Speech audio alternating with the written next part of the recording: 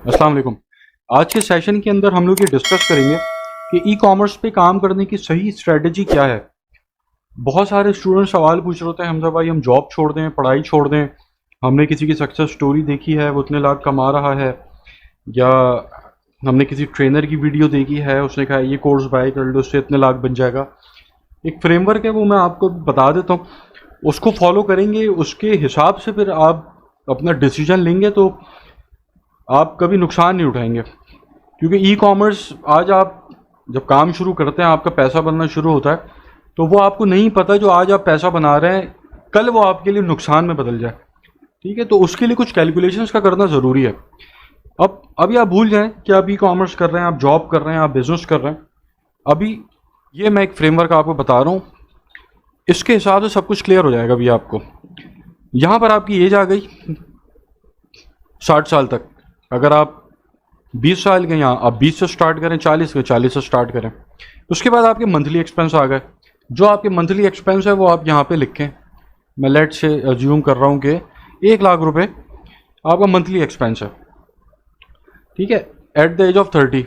अब आप हुए 31 साल के, तो यहाँ पर अब आपका मंथली एक्सपेंस बढ़ के 1,10,000 रुपये हो गया। क्योंकि इन्फ्लेशन है, हर साल 10% के हिसाब से महंगाई हो रही है। पाकिस्तान में तो बहुत ज़्यादा हो रही है, लेकिन ओवरऑल अगर आप 20 साल का पीरियड देखें तो 8 से 10% की इन्फ्लेशन रेट है।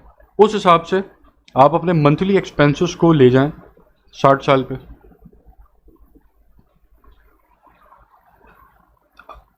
सही है। अब यहाँ पर अब आप ये देखें कि जो आपका मंथली एक्सपेंस 1 लाख रुपए था एट द एज ऑफ 30, वो आपका monthly expense at the age of 45 4,17,000 रुपये होगा। मतलब कि जो ज़िंदगी आप 30 साल की उम्र में 1 लाख रुपए खर्च कर कर जी पा रहे थे, वो सेम ज़िंदगी आपको जीने के लिए एट द एज ऑफ 45 4,17,000 रुपये खर्च करने पड़ेंगे। ठीक है, इन्फ्लेशन की वजह से। अच्छा, अब आप आ जाएं अदर एक्सपेंसेस पे। लेट से आपको एट द एज ऑफ 40 साल की उम्र में आपको अपने बच्चों की पढ़ाई के लिए पैसा चाहिए। यहाँ पे एक्स अमाउंट में एक लिख लेता हूँ, कुछ भी हो सकता है ये। फिर आपको एट द एज ऑफ 55 आपको अपने बच्चों की शादी के लिए पैसा चाहिए। एट द एज ऑफ 45 आपको शायद घर बनाना है, उसके लिए पैसा चाहिए। तो ये सारे आपके अदर एक्सपेंसेस आ गए जो आपकी ज़िंदगी में होने ही होने हैं। और आपके मंथली एक्सपेंसेस हैं कि जो हर साल बढ़ेंगे ही बढ़ेंगे, इसके ऊपर आपका कोई काबू नहीं है। तो अब ये आपकी पूरी ज़िंदगी का सिस्टम आपके सामने आ गया एक शीट के ऊपर। अब यहाँ पर ज़रा आप कंपेयर करें कि इनकम वन जो है, मैं यहाँ पे इसको एज अ जॉब कंसिडर करता हूँ कि यहाँ पर जो जॉब वाले हैं उनकी इनकम आप यहाँ पे कंसिडर करें। चलें जी, आप 1 लाख रुपए कमा रहे हैं जॉब से।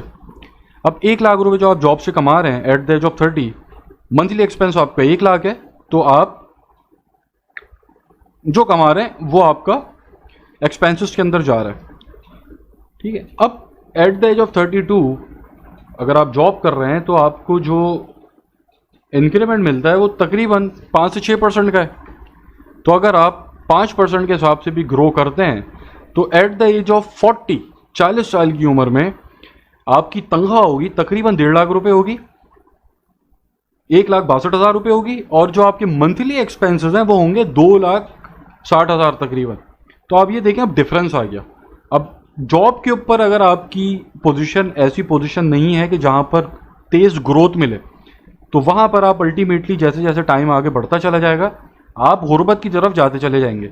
भले अभी आप जो आपकी तनख्वाह है उसके ऊपर आपकी ज़िंदगी अच्छी गुजर रही है, लेकिन जिस हिसाब से महंगाई हो रही है, अगर उस हिसाब से आपकी जॉब में सैलरी नहीं बढ़ी तो आप अल्टीमेटली गरीब हो रहे हैं, आप गुर्बत की तरफ जा रहे हैं। और जैसे जैसे साल आगे बढ़ेगा आप और गरीब होते चले जाएंगे, आपके मंथली एक्सपेंसेस बहुत ज़्यादा हो जाएंगे, आपकी सैलरी कम हो जाएगी। तो ये एक सिनेरियो हो गया जॉब का। इनकम टू अब हम देख लेते हैं जो फिजिकल बिजनेस कर रहे हैं। यहाँ पे ऑनलाइन बिजनेस की बात नहीं हो रही, फिजिकल बिजनेस की बात हो रही है। आपकी एक शॉप है, शू शॉप है, शू स्टोर है आपका एक। ठीक है, अब वहाँ पर आपने 1 लाख रुपए कमाया और फॉर एग्जांपल 1 लाख रुपए आपका मंथली एक्सपेंस निकल गया। अब जो बिजनेस है वो इन्फ्लेशन को बीट करेगा आपका ये बिजनेस। ठीक है, अब यहाँ पर अगर इन्फ्लेशन हो गई है, महंगाई 10% बढ़ी है, तो आपकी इनकम भी बढ़ जाएगी। ठीक है। ऐसे करके आपकी एट द एज ऑफ 40 तक अगर मैं जाऊं तो जो आप कमा रहे हैं वो आपके एक्सपेंसेस में जा रहे हैं। तो अगर आप फिजिकल कोई बिजनेस कर रहे हैं तो उसके अंदर ना आप अमीर हुए ना आप गरीब हुए। अमीर हो सकते हैं, लेकिन अभी हम बिल्कुल वर्स्ट सिनेरियो की बात कर रहे हैं कि क्या हो सकता है। ना आप अमीर हुए ना आप गरीब हुए। जो लाइफ स्टाइल आपका 30 साल की उम्र में था वही 40 साल पे, और ऐसे ही वही आपकी जैसे जैसे आगे बढ़ती चली जाएगी उम्र, आगे बढ़ता चला जाएगा। तो ये आ गया आपका बिजनेस। यहाँ पे मैं लिख लेता हूँ जॉब और ये आपका आ गया बिजनेस। सही है। अब आपकी आ गई इनकम 3। इसको हम ले लेते हैं ई कॉमर्स। इसको हम ले लेते हैं ई कॉमर्स में। ठीक है।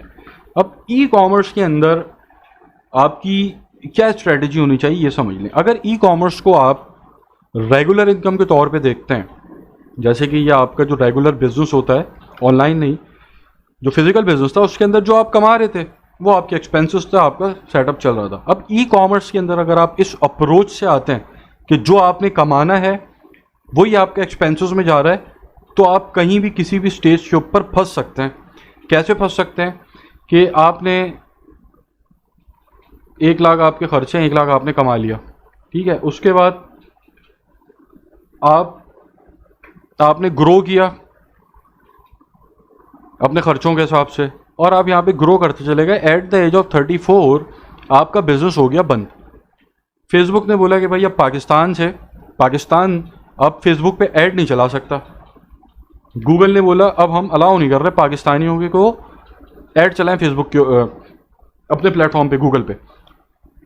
तो अब आप कहाँ पे खड़े हैं? आप तो रेगुलर इनकम ले रहे थे ई कॉमर्स से, न पीछे आपकी जॉब है न पीछे आपका कोई फिजिकल बिजनेस है, आपके पास एक सिंपल ई कॉमर्स का सहारा था जो कि अब बंद हो गया। अब आप क्या करेंगे? ठीक है।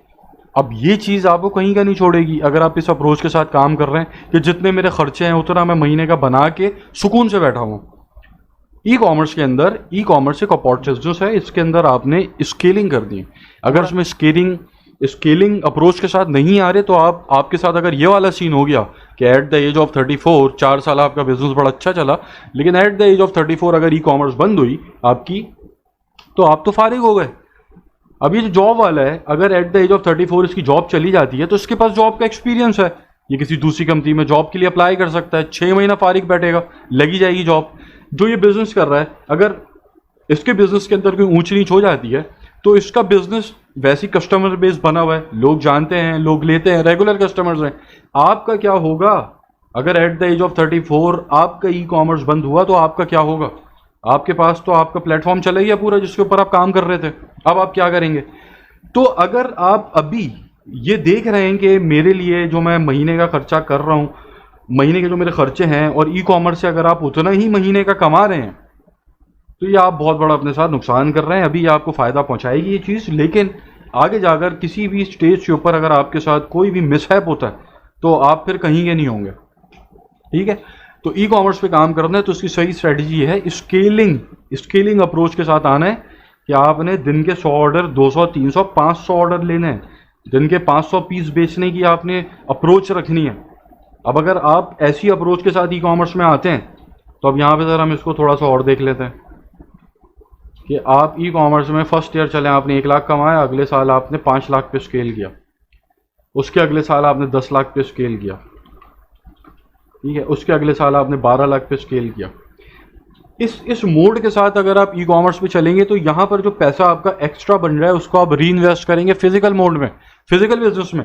अगर आप ऑनलाइन जूते बेच रहे हैं तो आप जो एक्स्ट्रा इतनी स्केलिंग के बाद पैसा कमा रहे हैं उससे आप अपना ब्रांड लॉन्च करेंगे पाकिस्तान में, फिजिकल उसको लॉन्च करेंगे, किसी मॉल के अंदर अपना आउटलेट खोलेंगे, अपना एक फिजिकल ब्रांड बनाएंगे, ताकि अगर ये ई कॉमर्स पे कुछ ऊंच नीच हो गई अल्लाह ना करे तो आपका ये पीछे बिजनेस खड़ा हुआ है कि जो आपको सहारा देगा, जो ये आपके मंथली एक्सपेंसेस है ना जो अगर होने ही होने, जो फिर ये इसको संभाल सके। तो ई कॉमर्स के अंदर आप इस अप्रोच के साथ आएँ तो आप ये जो अप्रोच है ये बिल्कुल सही अप्रोच है और ये एक सेफ अप्रोच है ई कॉमर्स की। और ऐसे ही अगर आप फ्रीलांसिंग की तरफ है तो फ्रीलांसिंग के अंदर आप कोशिश करें डिजिटल मार्केटिंग एजेंसी की तरफ जाएं, सिर्फ फ्रीलांसिंग के सहारे ना बैठें, क्योंकि वहाँ पर आप स्केलिंग कर सकते हैं। और अगर आप ई कॉमर्स में स्केलिंग नहीं कर रहे तो आप अपना नुकसान कर रहे हैं, जैसा मैंने बताया।